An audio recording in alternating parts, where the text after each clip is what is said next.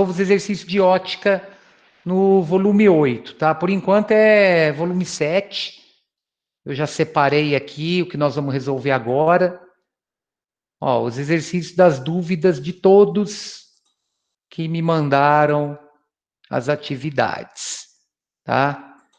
Então, são as páginas de 62 a 64, o 18, o 19, o 21, o 25 e o 27. O 18. Uma máquina térmica retira a cada ciclo 10.000 calorias de energia térmica de uma fonte quente e perde 6.000 calorias para a fonte fria. Na letra A, determine o trabalho realizado por ciclo em unidade do SI, ou seja, não é caloria não, é joule, tá? Aí eu fiz o esquema aqui da máquina térmica, ó. Então a máquina térmica, ela recebe calor da fonte quente, parte desse calor é transformado em trabalho, né? Por exemplo, para movimentar um veículo, e parte dela é dispensada na fonte fria, no escapamento do veículo, tá? Como é que eu calculo esse trabalho que vai ser realizado por essa máquina térmica? Esse trabalho é calculado fazendo a diferença da quantidade de calor recebida pela fonte quente com a quantidade de calor rejeitada na fonte fria, certo? Então eu tenho que esse calor esse trabalho é a quantidade de calor da fonte quente menos a quantidade de calor da fonte fria, 10.000 joules da fonte quente, 6.000 da fonte fria, dá 4.000 calorias. Mas ele não quer em caloria, ele quer em unidade de sistema internacional. Então eu multiplico por 4,2. Uma caloria igual a 4,2 joules. Então eu tenho 16.800 joules de trabalho. Aí ele quer saber o rendimento dessa máquina. Como é que eu calculo o rendimento? O rendimento ele está relacionado pela razão entre o trabalho realizado e o calor recebido.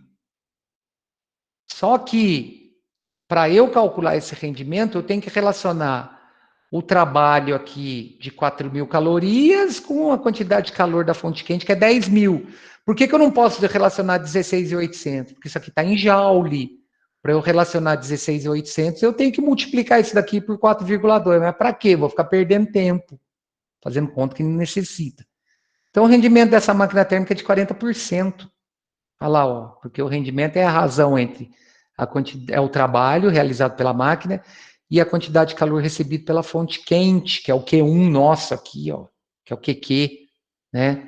Então, essa máquina, ela tem um rendimento de 40%. Aí ele quer saber qual o significado do resultado obtido. Isso aí significa que 40% da energia recebida é transformada em trabalho. Então, dos 10.000, ele só usa 4.000 para realizar trabalho. O resto ele perde na fonte fria, tá? Aí o 19, que eu percebi que muita gente deixou em branco e muita gente não colocou a resposta correta. Então, ó, na primeira coluna desse quadro, são colocados os rendimentos de algumas máquinas térmicas. Preencha a segunda e a terceira coluna respondendo às solicitações feitas. Então, ó, primeiro aqui, um rendimento de 0,07. Se eu multiplicar isso por 100%, qual que é o significado dessa coluna? Que 7% da energia recebida é transformada em trabalho. Então, é um rendimento bem ruim dessa máquina térmica. 93% da energia recebida é transformada, é liberada para o meio. Ele não aproveita, ele só aproveita 7%. Aí ele pergunta, o rendimento referente à primeira coluna é possível? É ruim, mas é possível. Ele acontece. Aí, o que é um rendimento de 0,25? Para eu transformar isso em porcentagem, eu multiplico por 100. Então, isso significa que 25% da energia recebida é transformada em trabalho. Esse rendimento é possível? Sim, é abaixo de 100%. Rendimento 1. Se eu multiplicar por 100%, eu tenho resultado em porcentagem. O que significa isso? Que 100% da energia recebida é transformada em trabalho. Acontece isso? Podia, né? Isso é uma beleza, mas não acontece. porque o rendimento de uma máquina térmica ele tem que ser sempre inferior a 100%. E o 4, rendimento 4. Ou seja, o que é um rendimento 4? Cara, uma máquina térmica com rendimento de 400%. Então, ela pega energia da fonte quente e 400% dessa energia, ela potencializa isso de uma tal maneira que ela transforma 400% da energia que ela recebe em trabalho. É possível isso? Infelizmente, não. Por quê? Porque eu tenho perda. Tá? O rendimento deve ser sempre inferior a 100%. Então, pessoal, ficou claro a solução desse? Porque o que acontece? A ideia aqui, a ideia nossa aqui é relacionar o rendimento com a porcentagem. Então, tudo que está abaixo de 100% é possível de ser construída, é uma máquina térmica possível de ser construída. De 100% para cima, eu não consigo construir. Aí, para eu interpretar essa grandeza relacionada ao rendimento, eu tenho que multiplicar por 100% para ter a quantidade de energia que ela transforma em trabalho, para ter uma relação percentual disso. Beleza, gente? O 18, 19 até aqui tranquilo? Posso destruir o resto lá? Pode mandar Vamos bala. lá. Vamos lá, então. Então, agora o 21.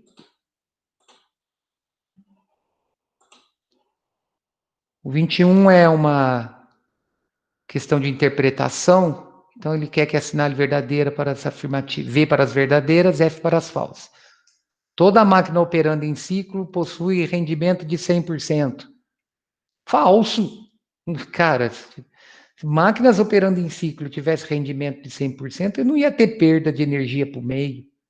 Por quê? Porque o rendimento de máquinas que operam em ciclo é sempre menor que 100%.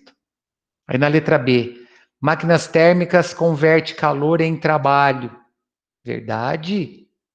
O princípio de funcionamento é a definição de máquina térmica, é dispositivo que transforma calor em trabalho. Verdadeiro. Professora, Pois não. você pulou mesmo o 20 ou você vai deixar aí para fazer depois? O 20. Uhum. Peraí, só um minuto. Deixa eu voltar aqui. Eu que tô falando, eu, Rafael. Quem está pedindo? Eu, Rafael. Rafael. Rafael, eu não coloquei o 20 aqui não, mas eu posso resolver segunda-feira, sem problema. Ah, tá, Eu... porque eu acho que você tava fazendo questão de tudo, se você tá fazendo daqueles que... Não, eu tô resolvendo só os que me pediram, mas se você quiser na segunda-feira eu resolvo, sem problema. Não, tudo bem, tudo bem. Tranquilo então. Mas da segunda-feira eu trago ele para resolver. Tá É bom bom. que não fica dúvida, pode ficar tranquilo. Tá bom, obrigada. De nada. Então, ó, voltando aqui. Já resolvemos a A e a B. A B, elas são verdadeiras, porque é o princípio de funcionamento da máquina térmica, né? Transforma calor em trabalho. Letra C. Máquinas térmicas convertem variadas formas de energia em trabalho. Não, é só calor em trabalho.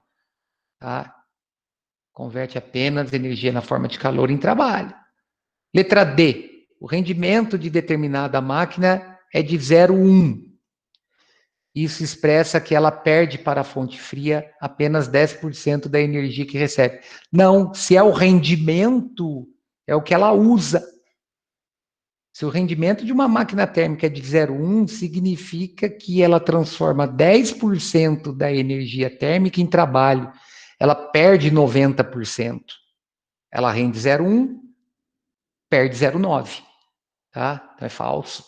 Ela aproveita apenas 10% da energia que recebe, perdendo os 90 restantes. Aí a letra E, tem um cálculo aqui, ó. Se uma máquina realiza trabalho de 5 joules e perde para a fonte fria 15 joules, conclui que ela recebeu 20 joules da fonte quente. Vamos ver? O que é o trabalho? Verdade. Por quê? Porque o que é o trabalho? O trabalho é a diferença entre a quantidade de calor da fonte quente com a quantidade de calor da fonte fria. 5 é o trabalho A fonte quente eu quero o valor, 15 é da fonte fria. Aí é só resolver a equação. Passo 15 somando, eu tenho 20 joules. Tranquilo, Maria Eduarda? O 25 para Maria Eduarda também, que ela pediu. Esse é bom, esse é bacana de resolver. Ótimo, obrigada. E nada, vamos para o 25. Um automóvel com motor de 1.0, o que significa isso? Que o motor dele tem um volume de 1 litro, conhecido pelo seu menor consumo de combustível, opera com pressão média de 8 atm e 3.300 RPM, ou seja, rotações por minuto, quando movido a gasolina, tá? Por que ele colocou essa condição? Porque se o motor for flex, ele pode ser movido tanto a gasolina quanto a álcool. O álcool ele aumenta a potência do motor, tá? Então ele melhora o rendimento, mas consome mais. E o diesel, professor? O diesel ele tem um rendimento melhor também, mas ele tem o problema de poluir mais, certo? O ideal seria o motor a diesel, né?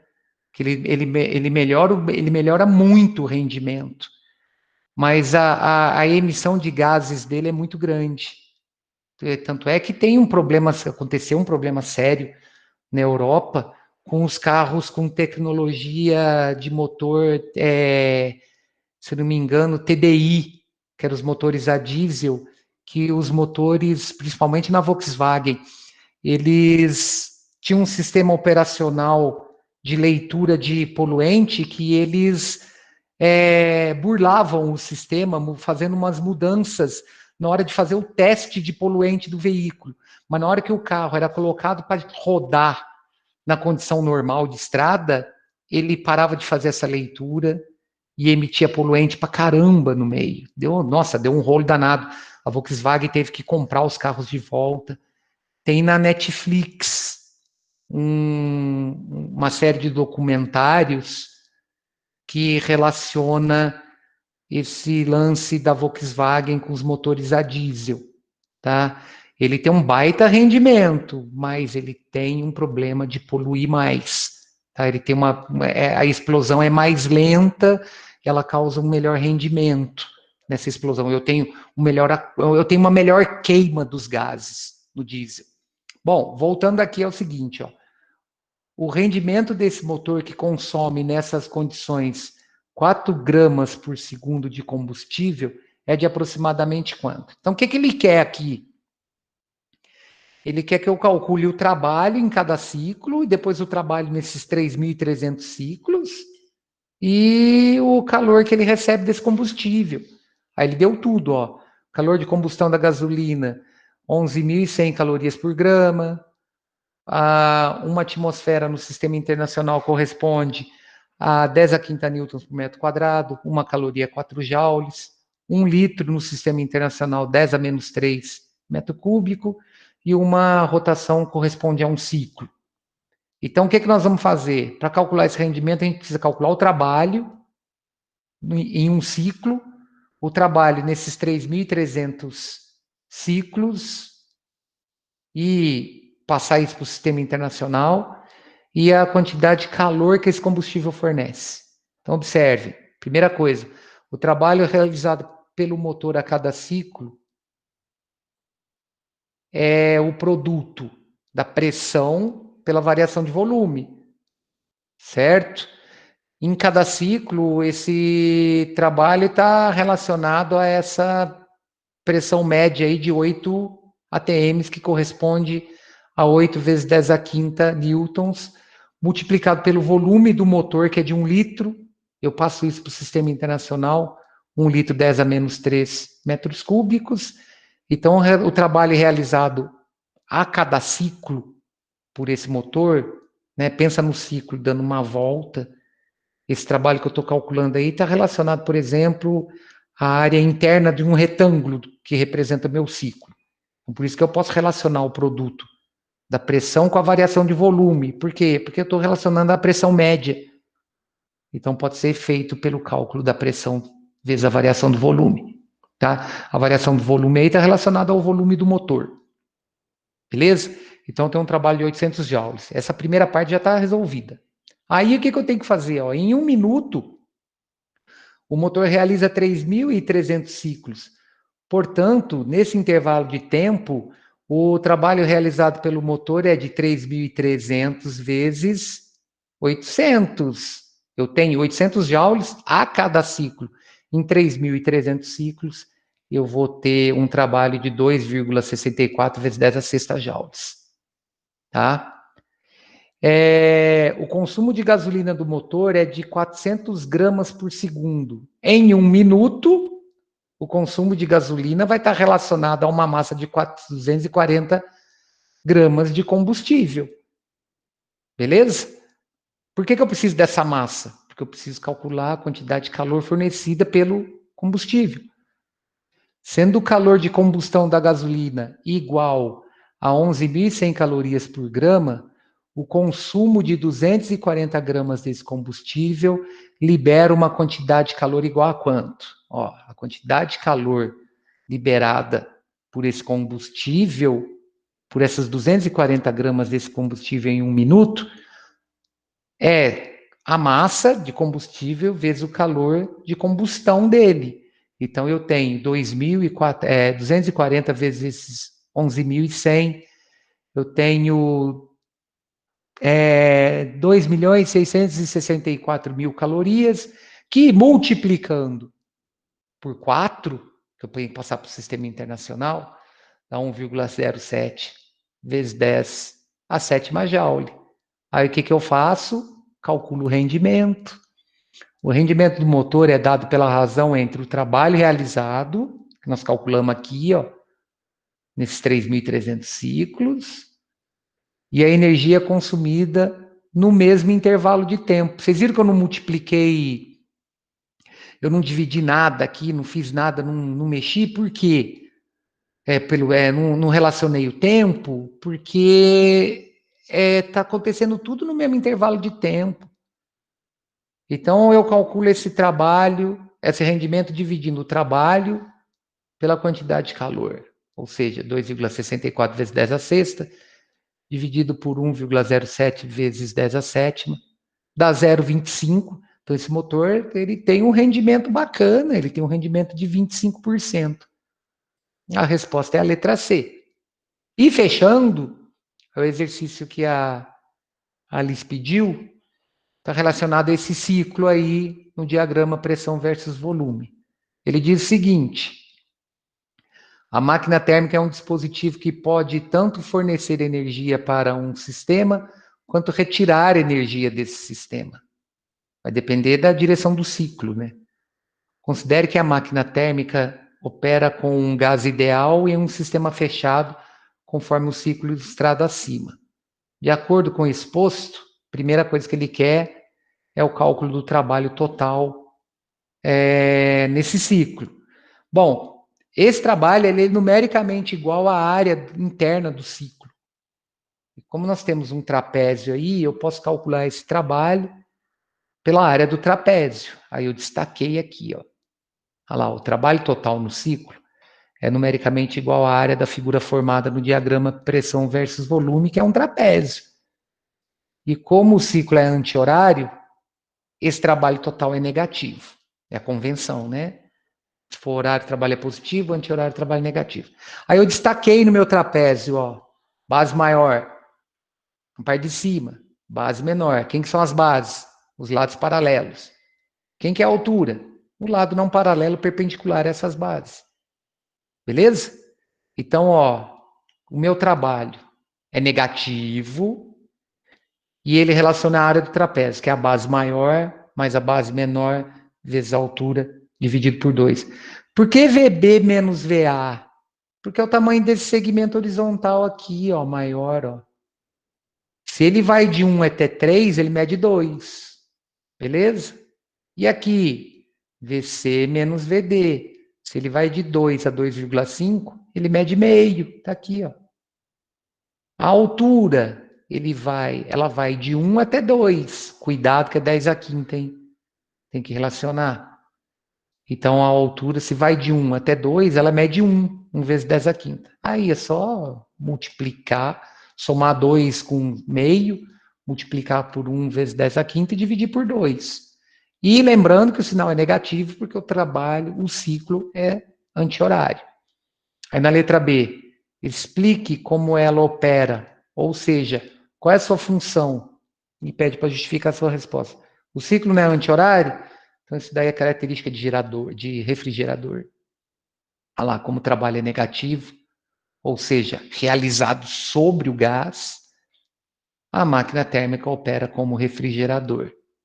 Aí na letra C, ele quer que calcule a temperatura no ponto C, ó, temperatura aqui, considerando que a temperatura no ponto A é de 300 Kelvin. O que nós temos? O que nós temos em A? A temperatura de 300 que foi dada, um volume de 1 metro cúbico e uma pressão de 1 vezes 10 à quinta. No ponto C, ele quer a temperatura por um volume de 2,5 e uma pressão de 2.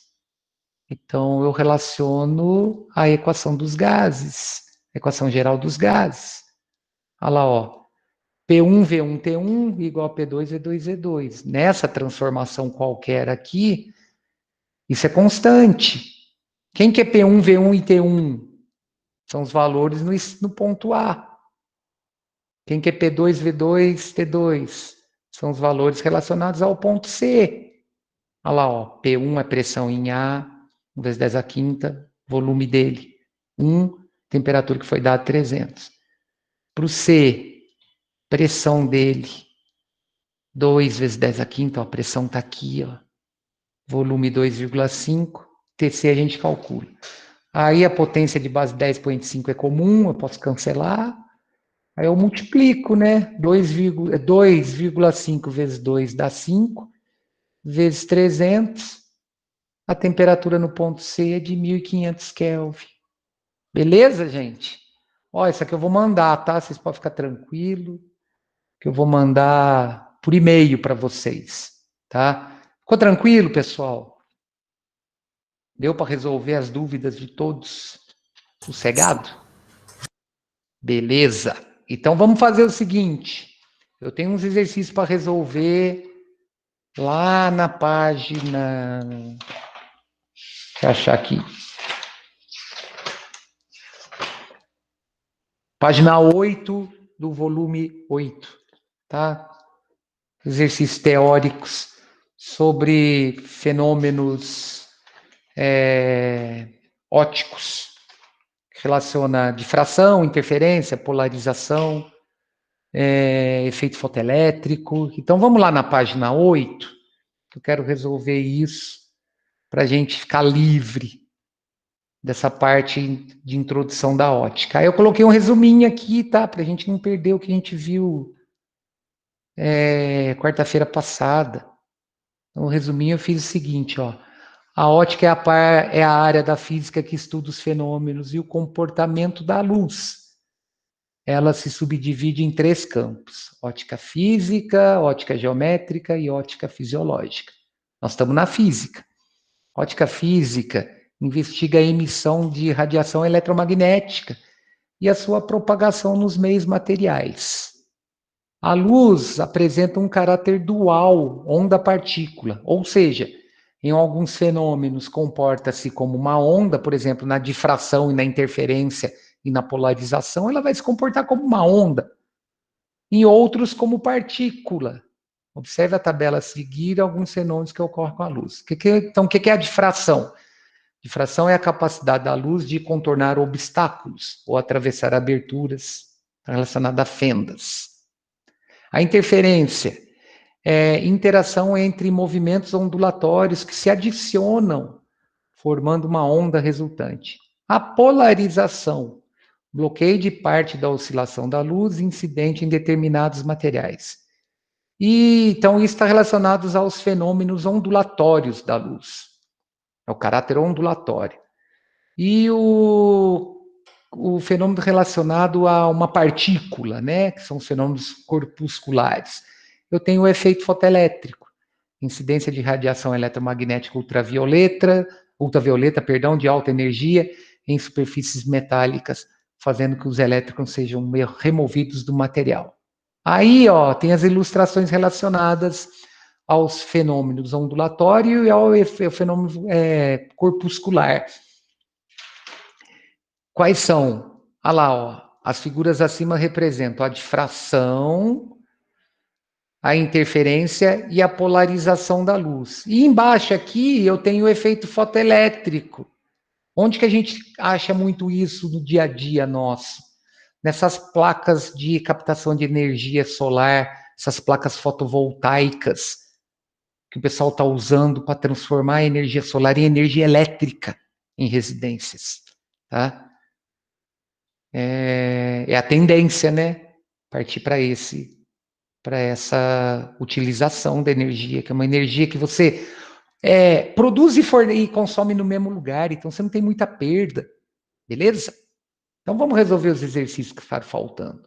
São as atividades de ótica, física, volume 8, capítulo 15, página 8. Relacione os fenômenos a seguir com as suas respectivas características. Então, o 1 é difração, para o 2 interferência, para o 3 polarização. Então, letra A. Permite a passagem dos raios de luz em apenas uma direção. Isso quem faz é a polarização. Olha lá, a polarização pode direcionar a propagação dos raios de luz. Lembra semana passada que eu tinha um plano formado por folhas em várias direções e o polarizador funcionando como um ralo. Então, se o polarizador tivesse posicionado na horizontal, só as folhas na horizontal passariam. Se ele tivesse localizado na vertical, após a passagem dessa horizontal, não ia passar. Então, ia ter a interferência total dessa onda, né? Fenômeno relacionado com a capacidade da luz contornar objetos. É a difração. Certo? É o 1. E o letra C, esse fenômeno ocorre, nesse fenômeno, ocorre a superposição da luz e regiões de claro e escuro formam-se em um anteparo. Então, aqui eu tenho a interferência, tá? São as chamadas franjas de interferência que surgem quando a luz atravessa, por exemplo, uma fenda dupla. Então, na interferência eu posso ter em ondas, a interferências em ondas, ela pode causar um aumento na intensidade da onda ou uma diminuição dessa intensidade. Exercício 2.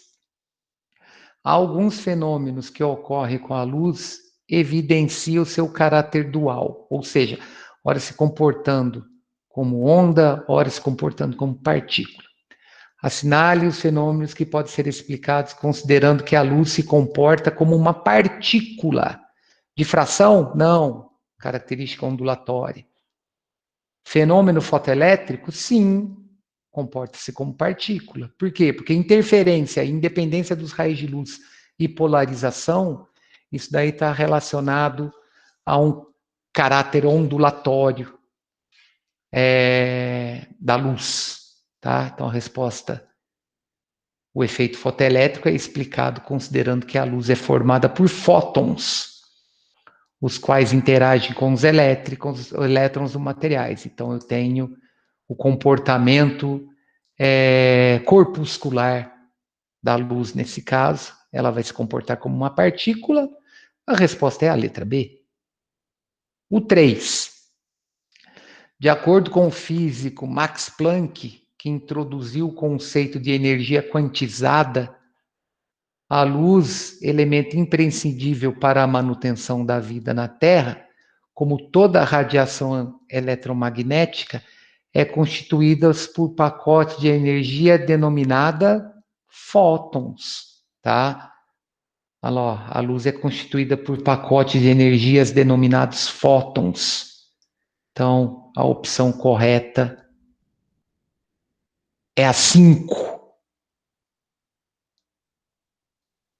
4. Ó, pessoal, se estiver muito rápido, me avisem, que eu estou mandando aqui, quero ver se eu termino pelo menos essa parte teórica hoje. para a gente entrar na parte de cálculo depois, que é mais gostoso de mexer na ótica.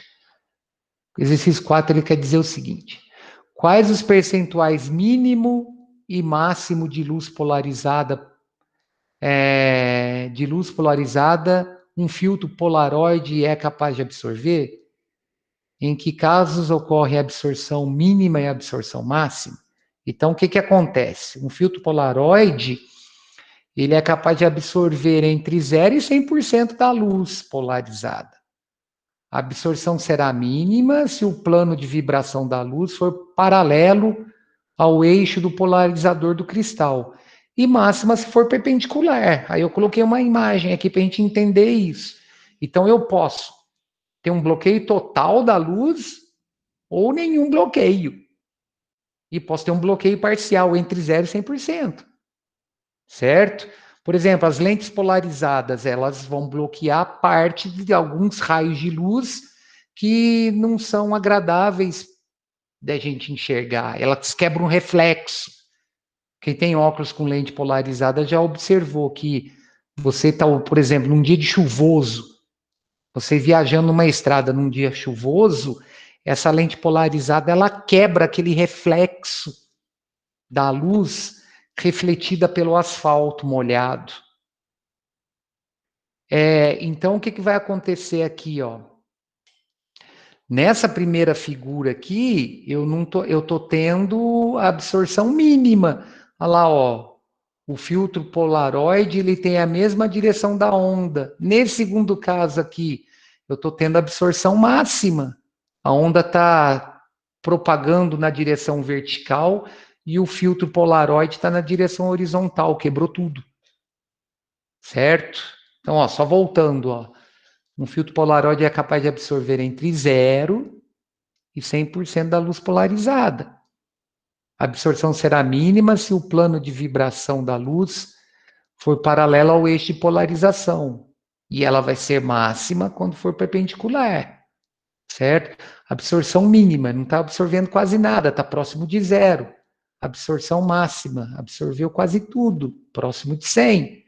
Então, a absorção mínima é para essa primeira condição aqui. Olha lá, o filtro na mesma direção de propagação do pulso. E a absorção vai ser máxima quando o filtro vai estar na direção perpendicular ao pulso. Mas aí, pessoal, na absorção máxima, você não enxerga nada, né, passando pelo filtro. Pensou, você tem uma lente de óculos com absorção máxima da luz, você vai enxergar o quê? Não vai passar nada para você ver. Então não tem sentido, tem que estar entre 0 e 100. Beleza? 5. Assinale a ou as proposições corretas. A luz, em certas interações com a matéria, comporta-se como onda eletromagnética. Em outras interações, ela se comporta como partícula, como fótons no efeito fotoelétrico. Verdade, né? Correta. A luz apresenta sempre um caráter dual. Ora ela se comporta como onda, ora ela se comporta como partícula. A difração e a interferência são fenômenos que somente podem ser explicados satisfatoriamente por meio do comportamento ondulatório da luz. Também definiu legal aí, ó. A difração é a capacidade das ondas tem de contornar objetos. A interferência explica o comportamento de ondas ao atravessar fendas. Então, beleza, perfeito. O efeito fotoelétrico somente pode ser explicado satisfatoriamente quando consideramos a luz formada por partículas, que são os fótons. Também, definição de efeito fotoelétrico. Ele comprova o caráter corpuscular da luz. 8. O efeito fotoelétrico é consequência do comportamento ondulatório da luz. Não. A 4 afirmou isso. Olha lá. A 4 afirma que o efeito fotoelétrico comprova o caráter corpuscular da luz, a luz como partícula. E 16. Devido à alta frequência da luz violeta, o fóton violeta é mais energético que o fóton vermelho. Bom, aí eu coloquei aqui um espectro de luz visível, tá? Onde a variação do comprimento de onda da, da onda eletromagnética relacionada à luz visível determina a frequência dessa onda. Nós vamos estudar que, relacionado à velocidade de propagação, o comprimento de onda e a frequência são grandezas que variam de forma inversamente proporcional. Então, quanto menor for o comprimento de onda de uma onda qualquer, maior a frequência na qual ela se propaga. Então, observando o espectro visível da luz aqui, a região ultravioleta, ela possui comprimento de onda menor que na região de infravermelho. Olha lá, para o violeta é 400 nanômetros. Para o infravermelho, que é o vermelho, né? É em torno de 700 nanômetros, ou seja, a frequência aqui é maior do que nessa região.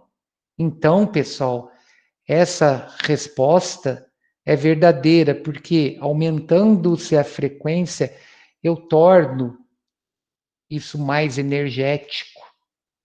Olha lá, a frequência do violeta está em torno de 790 a 680 terahertz. Isso daí, mais para frente, nós vamos calcular, tá? Como é que nós vamos calcular isso? Dividindo a velocidade de propagação da onda, que é próxima de 3 vezes 10 oitava, pelo comprimento da onda, que é próximo de 400 nanômetros. Então, dá esse valor entre 790 e 680. Aí, como o comprimento de onda do vermelho é maior que o comprimento de onda do violeta, a frequência é menor, certo? E ela está em torno de 480 a 405 terahertz. Beleza, pessoal? Por enquanto é isso, tá? Deixa eu ver uma coisa aqui. Tá, é isso mesmo. A sugestão de atividade para sexta-feira agora tá fácil, hein? Tá tranquilo. Exercício de 1 a 4, página 20, só teoria, bem facinho. É uma coluna lá na seção hora de estudo. É uma coluninha só que tem no final da página, tá? Ele está relacionando as cores da molha de sabão, os princípios da ótica geométrica, no exercício 3, a polarização de lente, no exercício 4, o comportamento dual da luz. Então, são só exercícios teóricos, tá? Bem fáceis de resolver. Então, exercício do 1 a 4, na página 20. Opa, essa data aqui não tem nada a ver com o que a gente quer, né? Você já foi. É 16, 10. Beleza? Então, esses 4 exercícios até sexta-feira. Se tiver alguma dúvida em relação a esses exercícios, apesar deles serem teóricos, é fácil de achar a solução deles, me mandem, tá? Que eu faço o que eu fiz hoje. Eu acho válido. A gente está trabalhando desse jeito. A gente consegue sanar todas as dúvidas aí, tá? Só uma pergunta, João, tudo certo aí? Não teve problema de energia elétrica ontem, não? Ficou tudo tranquilo? Fiquei meio preocupado, você mandou aquele Nossa, e-mail. graças a Deus não deu problema, não. Então, Porque quando beleza. chove, assim, eu já fico meio em choque, porque minha roça faz sem carne, né? Eu falei, vou mandar mensagem pro professor, porque daí eu já deixo avisado. Não, tá, foi tranquilo, eu tava mexendo em umas coisas aqui, apareceu para mim no computador, mas fica tranquilo, porque a gente tem a vantagem de ter a aula gravada, né? Então, se perder alguma coisa, por algum motivo que que a gente não pode contornar, né? Por exemplo, cair internet, essas coisas todas, a gente está suscetível a isso o tempo todo. Mas como a gente tem gravado, dá para a gente recuperar o conteúdo depois, né? Então, pessoal, é isso. Obrigado a presença de todos. Rafael, segunda-feira eu resolvo o 20 para você, pode ficar tranquila, tá? Eu Tá ponho bom, aqui na obrigada. minha anotação e resolvo ele para você. E, pessoal, um abraço para todo mundo. Até segunda. Bom resto de semana aí. Falou, professor. Fica com Deus. Falou. Senhor Falou, também, professor. Fica com Deus. Tchau, gente. Tchau, Tudo de professor. bom Com pra vocês. Deus. Tchau. Falou, professor. Já vou fazer a tarefa Falou. minha sua. Tchau, gente. Um abraço. Valeu.